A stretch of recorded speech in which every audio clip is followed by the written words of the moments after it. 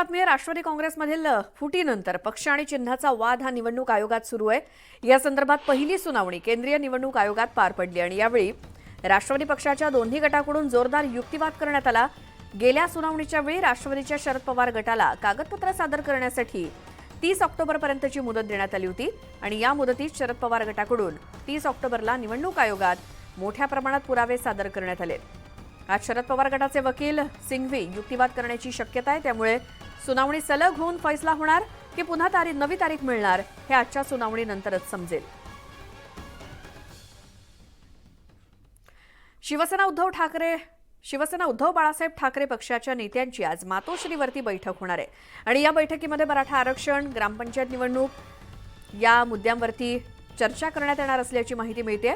ग्रामपंचायत निवडणुकीत ठाकरे गटाला फारसं काही यश मिळालं नाही आणि त्याबाबत चर्चा केली जाणार आहे। उद्धव ठाकरेंच्या उपस्थितीत मातोश्रीवरती ही बैठक पार पडेल।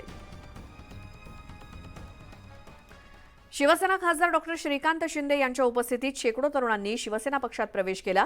डोंबिवलीच्या मध्यवर्ती शाखेमध्ये हा प्रवेश सोहळा पार पडला। मुख्यमंत्री शिंदेंच्या कामांना प्रभावित होऊन युवक शिवसेनेमध्ये प्रवेश करत असल्याचं श्रीकांत शिंदेंनी सांगितलं। ठाकरे गटाकडे फक्त टोमणे मारण्याचंच काम उरलं असून त्याला जनता कंटाळली असल्याची टीका त्यांनी केली।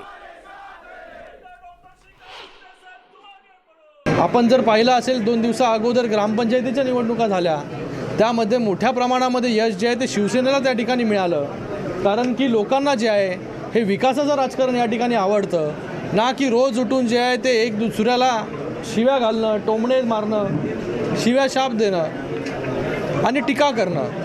मला वाटतं लोकांना जो आहे तो ह्या गलिच्छ राजकारणाचा कंटाळा आलेला आहे। लोकांना विकासाचं राजकारण या ठिकाणी पाहिजे। नागपूरच्या विधिमंडळातील दोन्ही सभागृहात नवीन ध्वनी यंत्रणेसोबतच सदस्यांसाठी कायमस्वरूपी लॅपटॉपची व्यवस्था करण्यात येणार आहे। मात्र यंदा ही यंत्रणा लागणार नसल्यानं मुंबईतील लॅपटॉप लावण्यात येणार असल्याची माहिती मिळाली आहे। 7 डिसेंबरपासून विधिमंडळाच्या हिवाळी अधिवेशनाचं सत्र नागपुरात सुरू होत आहे आणि अधिवेशनाचं 20 डिसेंबरपर्यंतचं कामकाज निश्चित करण्यात आलंय।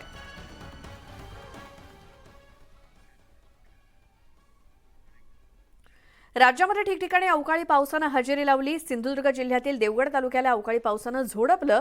या पावसामुळे शेतीचं मोठं नुकसान झालंय। हातातोंडाशी आलेलं पीक मातीमोल झालंय। वारंवार पडणाऱ्या अवकाळी पावसामुळे देवगडमधील शेतकरी हवालदिल झाले, तर रत्नागिरी जिल्ह्याला सुद्धा अवकाळी पावसाचा फटका बसलाय। या पावसामुळे चांगल्या बहरलेल्या भात पिकाचं नुकसान झालं। अवकाळी पावसामुळे बहरलेलं भात पीक उद्ध्वस्त झालंय आणि नुकसान झालेल्या भात शेतीचे पंचनामे करून नुकसान भरपाई मिळावी अशी मागणी शेतकऱ्यांनी केली आहे। तर सोलापूर जिल्ह्यातील विविध भागात पहाटेपासून मुसळधार पावसानं हजेरी लावली। सोलापुरातील किंवा शहरातील अनेक भागात सकाळपासून पावसानं जोर धरलाय आणि अवकाळी पावसाचा रबी पिकांना लाभ झालाय। ज्वारी, गहू, हरभरा या पिकांना जरी लाभ होणार असला तरी मात्र डाळिंब फळबागांना फटका बसण्याची शक्यता आहे। धाराशिव जिल्ह्यामध्ये दुष्काळाचं संकट दिवसेंदिवस भीषण होत चाललंय। जिल्हा प्रशासनानं पाणी आणि चाऱ्याबाबत गावनिहाय आराखडा तयार केला, त्यामुळे जिल्ह्यामध्ये 167 चारा छावण्यांसाठी 1204 कोटी तर 191 टँकर्ससह पाण्यासाठी 14 कोटी रुपये लागू शकतात। सरकारनं धरणातील पाणी पिण्यासाठी राखून ठेवलंय आणि शेतीसाठी वापर करण्यावरती बंदी घालण्यात आली आहे। टंचाईची जो आराखडा आहे आम्ही गावनिहाय आराखडा तयार केलेला आहे आणि त्या संदर्भात आपल्याला पाण्याच्या अनुषंगानं जो 13 कोटींची आवश्यकता आहे आणि त्याच्यामध्ये वेगवेगळ्या जे उपाययोजना ज्यामध्ये आपण विहीर अधिग्रहण असेल, तात्पुरती ज्याला आपण पाणी पुरवठा पूरक तात्पुरती पाईपलाईन ज्याला म्हणतो, त्याचबरोबर टँकरची व्यवस्था असेल आणि इतर ज्या आवश्यक ज्या सोयीसुविधा आहेत पाण्याच्या, त्यासाठी जवळजवळ 13 कोटींची आम्ही निधी मागणी आम्ही शासनाकडे केलेली आहे। केंद्र आणि राज्य सरकारच्या पीक विमा योजनेवरती खासदार ओमराजे निंबाळकरांनी टीका केली। शेतकऱ्यांकडून पैसे घेऊन फक्त विमा कंपन्यांचा फायदा करून दिला जात असल्याचा आरोप त्यांनी केला। या बोगस योजना बंद करून थेट शेतकऱ्यांना मदत करा अशी मागणी खासदार निंबाळकरांनी केली।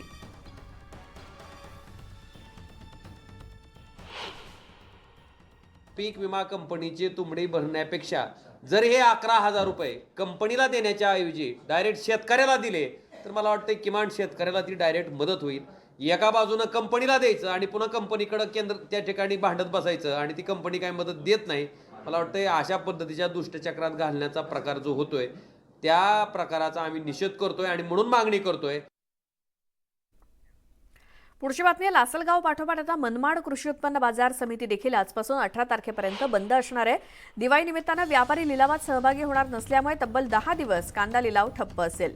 केवळ लासलगाव मनमाडच नव्हे तर जवळपास नाशिक जिल्ह्यातील बहुतांश बाजार समित्यांमध्ये देखील व्यापाऱ्यांनी दिवाळीच्या निमित्तानं लिलावात सहभागी न होण्याचा निर्णय घेतलाय. त्यामुळे शेतकऱ्यांची मोठी गैरसोय होणार आहे आणि चाळीत साठवून ठेवलेला कांदा खराब होण्याची देखील भीती आहे.